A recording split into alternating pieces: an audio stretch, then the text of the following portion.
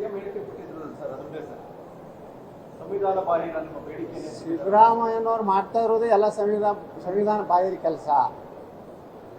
ಇವತ್ತು 4% ಏನು ನಮ್ಮ ಸರ್ಕಾರ ಇದ್ದಾಗ ಮುಸ್ಲಿಮ್ಗೆ ಕೊಟ್ಟಂತೆ ಮೀಸಲಾತಿ ತೆಗೆದು 2C 2D ಅಂತ ಹೊಸದಾಗಿ ಅಂದರೆ 3A 3B ಇದ್ದದನ್ನೇ ಅದಕ್ಕೆ ಹೊಸ ಒಂದು ಹೆಸರು ಕೊಟ್ಟು 2Cಗೆ 6%, 2Dಗೆ 7% ಕೊಟ್ಟಿದ್ವಿ. ಅಲ್ಲಿ ಬರೀ ಪಂಚಮಸಾಲಿಗಳೇ ಅಷ್ಟೇ ಅಲ್ಲ, ಎಲ್ಲ ವೀರಶೈವ ಲಿಂಗಾಯತರು ಬರುವಂಥ ಉಪಜಾತಿಗಳು, ಕುರುಬ, ಅಲ್ಲಿಂದ ಜೈನ, ಯಾವ ದಿಗಂಬರ, ಮರಾಠ ಸಮಾಜ, ಅದರ ಜೊತೆಗೆ ಏನು ವೈಷ್ಣವ ಸಮಾಜ, ಕ್ರಿಶ್ಚಿಯನ್ರು ಎಲ್ಲ ಕೂಡಿ ಕೊಟ್ಟಂಥದ್ದು.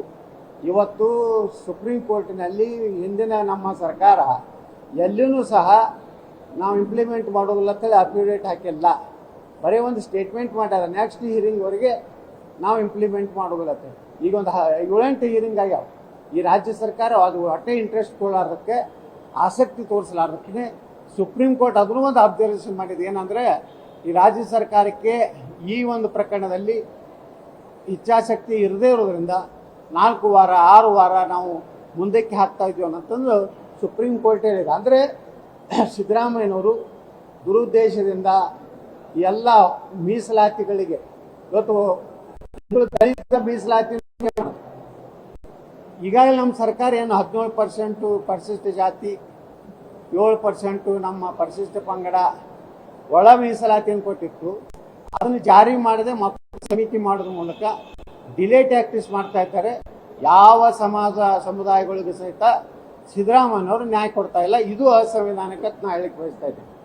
ಸರ್, ಹಿಂದೆ ನಿಮ್ಮ ಬಿಜೆಪಿ ಸರ್ಕಾರದಲ್ಲಿ 2C 2D ಮಾಡಿ ಗೊಂದಲ ಮೂಡಿಸಿದ ಕಾರಣಕ್ಕಾಗಿ ಈ ಸಮಸ್ಯೆ ನಿಮ್ಮ ಪಂಚಮಸಾಲಿ ನಾಯಕರುಗಳ ಹೇಳ್ತಾ ಇದ್ದಾರೆ. ಆ ಗೊಂದಲವನ್ನು ಮೂಡಿಸಿದ್ರು, ಆ ಕಾರಣಕ್ಕೆ ಸಮಸ್ಯೆ ಆಗಿದೆ. ಇದು ಸಿದ್ದರಾಮಯ್ಯನವರೇ ಗೊಂದಲ ಮಾಡ್ತಾ ಇದ್ದಾರೆ. ನಾವು ಭಾಳ ಕ್ಲಿಯರ್ ಇದೆ. ನಮ್ಮ ಸರ್ಕಾರ ಇದ್ದಾಗ 2C 2D ಸಂವಿಧಾನಾತ್ಮಕವಾದಂಥ ಎಲ್ಲ ಕಾನೂನುಗಳನ್ನು ಸಂವಿಧಾನ ತಜ್ಞರನ್ನ ಚರ್ಚೆ ಮಾಡಿನೇ ನಾವು ಈ ಒಂದು ಮೀಸಲಾತಿಯನ್ನು ಕೊಟ್ಟಿವಿ. ಆದರೆ ಇವ್ರಿಗೆ ಕನ್ಫ್ಯೂಷನ್ ಏನೈತೆ, ಮುಸ್ಲಿಮರು 4% ತೆಗೆದಿದ್ದು ಇವ್ರಿಗಿರುವಂಥ ದೊಡ್ಡ, ಯಾಕಂದರೆ ಅವ್ರು ತಮ್ಮ ಸಮುದಾಯಕ್ಕೆ ಎಷ್ಟು ಕೊಡುವಂಥ ಆಸಕ್ತಿ ಇಲ್ಲ, ಇನ್ನು ಉಳಿದ ಸಮಾಜ ಕೊಡುವಂಥ ಪ್ರಶ್ನೆನೂ ಉದ್ಭವ ಆಗೋದಿಲ್ಲ.